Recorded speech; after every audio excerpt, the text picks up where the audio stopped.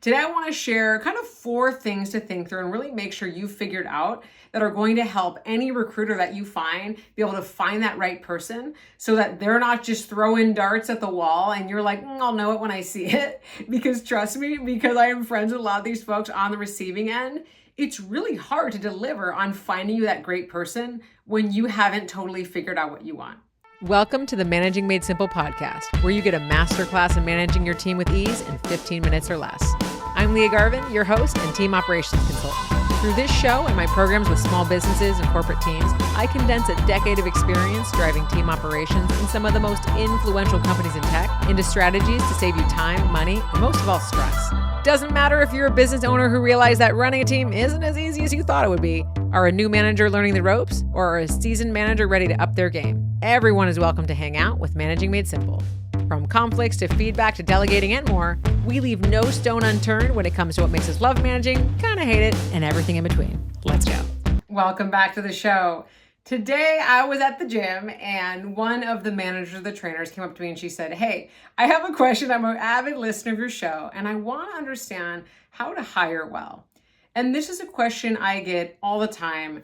And I have tons of friends out there that are actually recruiters. And I would recommend if you are hiring for executive roles, C-suite, and really critical roles for your team, that it's awesome to enlist the support of an expert, to bring in a recruiter. So that's what I would say first and foremost. And I will give some shout outs to Jackie Koch, one of my business besties, and Megan Howell, who are fantastic recruiters. I will include their information in the show notes. And I would recommend, so to help find that person, but you are going to set this recruiter up for success if you do a number of these things that I'm going to share here around really the mindset around hiring, the operational things to think through, and then how to make sure you are setting them up for success when they join the team. So today I want to share kind of 4 things to think through and really make sure you've figured out that are going to help any recruiter that you find be able to find that right person so that they're not just throwing darts at the wall and you're like, I'll know it when I see it. Because trust me, because I am friends with a lot of these folks on the receiving end, it's really hard to deliver on finding you that great person when you haven't totally figured out what you want. So that is step number 1. In order to hire well, you really have to know what you want. And that comes down to 2 things. Really, what role are you hiring for? What is that job description? What makes someone a good fit? What are the things that you want them to start doing and maybe build into over time? So I look at this as kind of like a job description and also a well-defined role and maybe bonus points, extra credit. If you have a sense of your org chart, like where is this going? Is there advancement for this person? What is the step after this role? What is the career path? Because those kinds of questions are going to come up. And especially if it is someone you're hiring full-time that you want to be in your team or in your company for a number of years, you got to be ready to answer the question around what's the career growth, because that person's going to want to know it.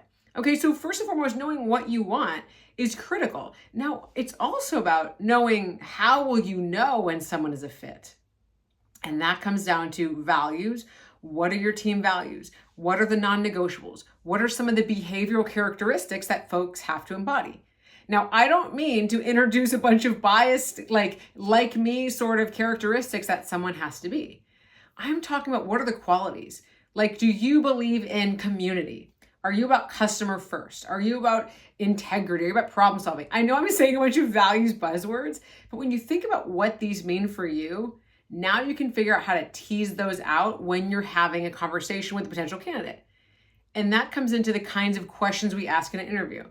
Now, how would you assess the general purpose word integrity or loyalty? Not that I suggest making values that are just like single word, aspirational words. I think having statements or actually kind of phrases or even examples is really powerful. But if you say, integrity, our definition of that is when we say we're going to do something, we do it. That means internally how we operate as a team and how we deliver to our clients. Okay, that is your definition of integrity for your company. Well, how do you assess for that? This comes down to the questions that you ask in an interview. And instead of just asking skills related questions, or sometimes you run through only, hey, shadow me in this job. Make sure that you're going through the motions. Do you know how to use this system? Do you know how to use this tool? Do you know how to get through this coding exam? Do you know how to administer this service?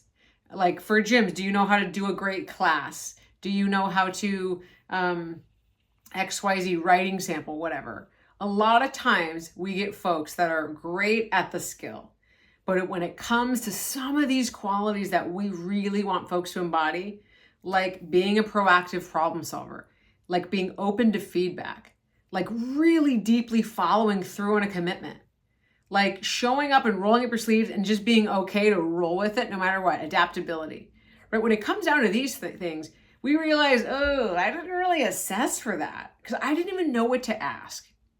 So when this coach came up to me at the gym and she asked, like, how do I know how to hire? How do I know how to not make a mistake when I hire someone or not to ask the wrong questions? I said, you got to know what you're looking for in terms of what does success look like in this company. Okay. And so she said, well, it means that they're open to feedback because, everyone's coaching style is different at this gym. We really want to make sure folks feel welcome and excited and they're coming back and they're signing up for classes. So we really want to create that sense of community. We also want our coaches and our trainers to be, bringing in business, not from a sales perspective, but by creating an environment that make, clients and participants in class participants want to come back, right? We want to have that. We want to make sure that we're running a business that everybody feels bought into. And everybody's helping bring in new members. Okay, totally fair. So we want someone to have a bit of an entrepreneurial mindset. Great. We want them to be adaptable, to be flexible. Sometimes you have to pitch in and, cover a shift last minute because we have a class schedule and we can't have people showing up for classes if a teacher calls in sick. We need to be able to cover for each other and pitch in. Okay. So those are 3 really specific things that she needed. Now, how do you ask that without saying, are you able to cover a shift when someone calls out, right? And someone's like, yeah, but do they really mean it? Are you open to feedback? Well, sure I am, right? Do they really mean it? This is when we come down to thinking about what are some of these character assessment qualities that we can really figure out that we're getting these criteria. And again, it doesn't mean answering it well, doesn't mean it's exactly how you would answer it. We do not want companies comprised of people that are exactly like us, because that prevents innovation, it stifles creativity. It actually, even if we're having a little bit of growing pains, figuring out how to get people to work well together, that has been proven over and over and over. Diverse teams build better results, right? So we always want to have people coming from all different backgrounds and perspectives. But we also, we also want to make sure these kind of fundamental attributes, these behaviors are showing up that we know are things that are non-negotiables. Did you know that I do team workshops on all of the stuff that I talk about on this show with large companies like Google and also with startups and small businesses like marketing agencies, law firms, and med spas?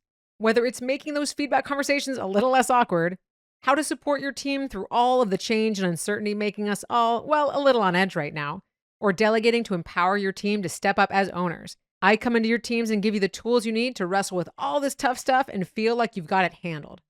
Reach out at hello@liagarvin.com or pass my info along to the decision maker in your company, and let's make all this team stuff easier and a lot more fun. So let's say that feedback question, right? We ask our teams, are you open to feedback? And they say, why, yes, I am open to feedback. Next question. That's not going to get you the answer you need. Of course not, right? So instead of just asking that question, and these, I'm just going to say right now, the questions I'm going to share, you can ask for any type of employee. And this is where I think we get really stuck on, well, for this kind of role, I need these questions. And for this, you probably could have like 50 to 80% of your questions be the same because you're wanting people that are great members of this company. You have the resume, you have maybe a skill drill or something like that to assess, are they actually have the competencies in the role? But questions around feedback, around adaptability, around problem solving, all those are, we want to see that in most of our team members, right? If not all of them. So how do we assess feedback? Well, a question as simple as share a time when you got some difficult feedback that maybe was hard to hear at first, but you actioned. What was that and how did you work through that? Wow. Like you listen to that, I don't know, I get a little bit like, in the punch in the gut. Like, it's hard to think of that one. But we want someone to be able to think of that. We want someone to share like, hey, I've managed folks in the past. I've gotten feedback over time that I was a little bit too hands-on. I was called a micromanager. And it was hard to hear because I was doing that because I really wanted my team to be successful. But what I learned through the feedback was I was actually getting in their way of being successful. And so over the last few years, I've really worked hard to recognize it, to actually solicit feedback, more feedback from my team, to ask them, hey, am I overstepping? Please let me know, so that I can make sure to give them the support they need and set the right expectations, but also not micromanage. Wow, what a freaking killer answer to that question. And I literally thought of that on the spot just now. Literally. Okay, so I can answer that one. That is an answer that we would be awesome and we'd be super excited to hear from any role. Okay, same thing with proactive problem solving, right? This is one I know I've done an episode on this. How do we get our team members to step up proactively? When should we make this into a policy? No, I've said we should not. We should create this as a norm. Now, how do we assess if someone has this characteristic? Ask a question. Not, are you a proactive problem solver? Why, yes, I am, sir. Moving right along. No, we say, hey, share some examples of when you saw something that you felt like really needed to be fixed in the team. And off the bat, you weren't really sure what to do about it. What was your approach to that? Okay, interesting question. So someone might say something like, so I was working in a marketing and sales or marketing role. Okay. I'm not a marketing person. Let's just see if I can do this, because I said I could make these up on the spot. So I was in a marketing role, and and we were doing quite a bit of reporting for our clients. And we started to find out that one of the big investments we had made in a certain area that actually, the client had spent a lot of money on, maybe it was a social campaign or ads or something like that, really wasn't working. And we were really nervous about going back to the client because we had been pretty confident in this approach. But the data was showing us, and it was our responsibility to share with the client.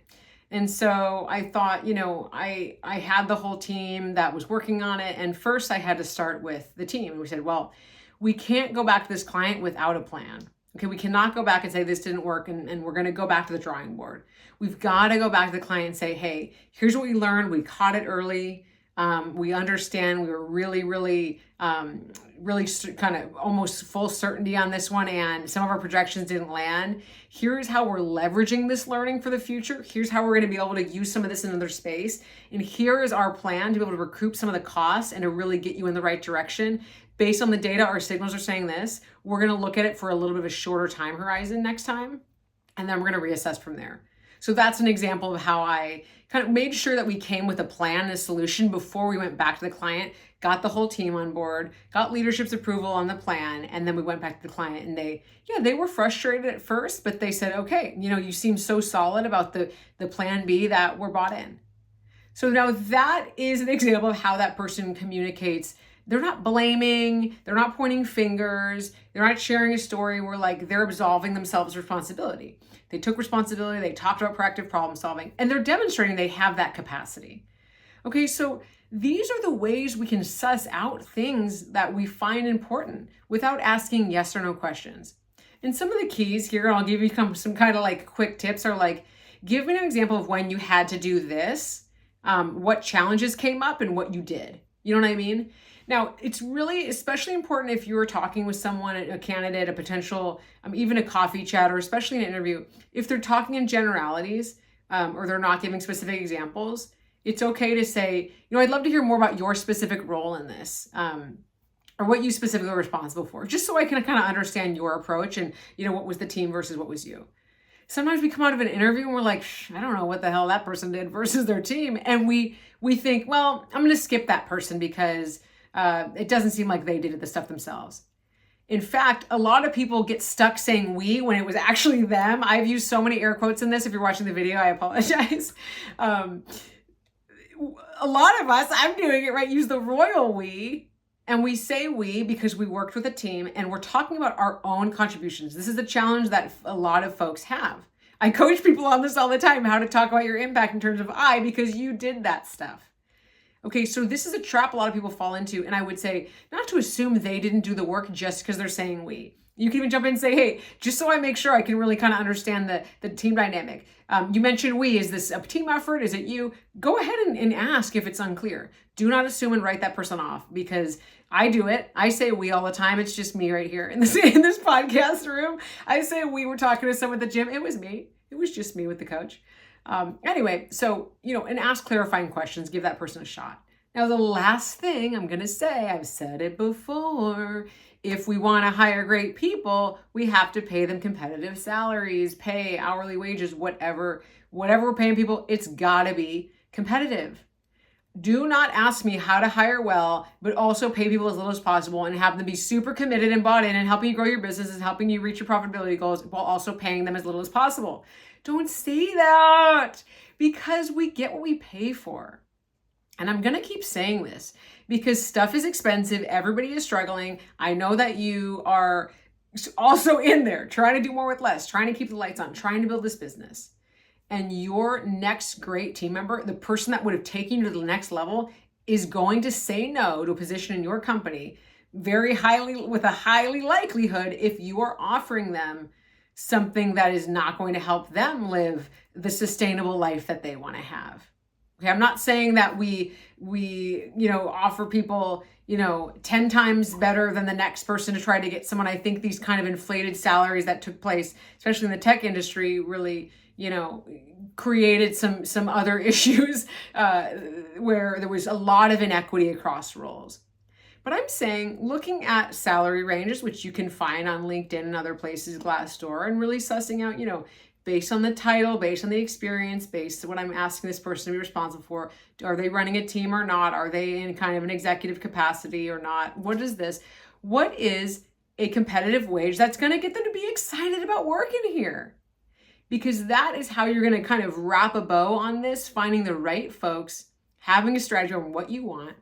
What are the values you want them to uphold? What are the kinds of questions you can ask? How can you tease this out from the behavioral capacities? And then how can you pay someone well so that awesome person that you want, that you found, that you spent so much time recruiting, isn't also still looking for another job because they feel like they're going to do this job for 3 months till they find something better? Because nothing is more expensive than having to hire again and again and again, to have a revolving door of talent. Nothing is more expensive than that. I think it costs 1.5 times someone's salary for like manager or kind of more senior level roles. It costs some other amount for hourly, like a significant amount, thousands of dollars, tens of thousands, maybe hundreds of thousands of dollars to keep rehiring.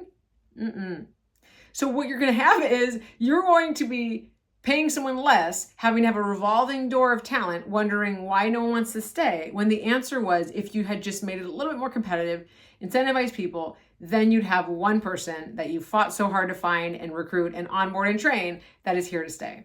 So that is what I got. How to hire great people. Again, I encourage you to use a recruiter if it makes sense for you. If you have the budget, they are fantastic, phenomenal people at finding the exact kind of person you need. But you can't get that person started if you don't know what the hell you want, right? So you've got to be ready to pay for great talent. You've got to be ready to be able to tell that recruiter, hey, here's what I'm looking for. Here's what a great fit is on my team. Here's some of the great reasons to join my company, because that recruiter is going to have to sell your company too, right? And when we have set them up for success, they set us up for success. All right. Good luck out there. See you next time. That's all I have for today. Thank you so much for tuning in to the Managing Made Simple podcast, where my goal is to demystify the job of people management so that together we can make the workplace somewhere everyone can thrive. With that said, let's spread the word. If you love this episode, please pass it along to someone who might benefit from it. See you next time.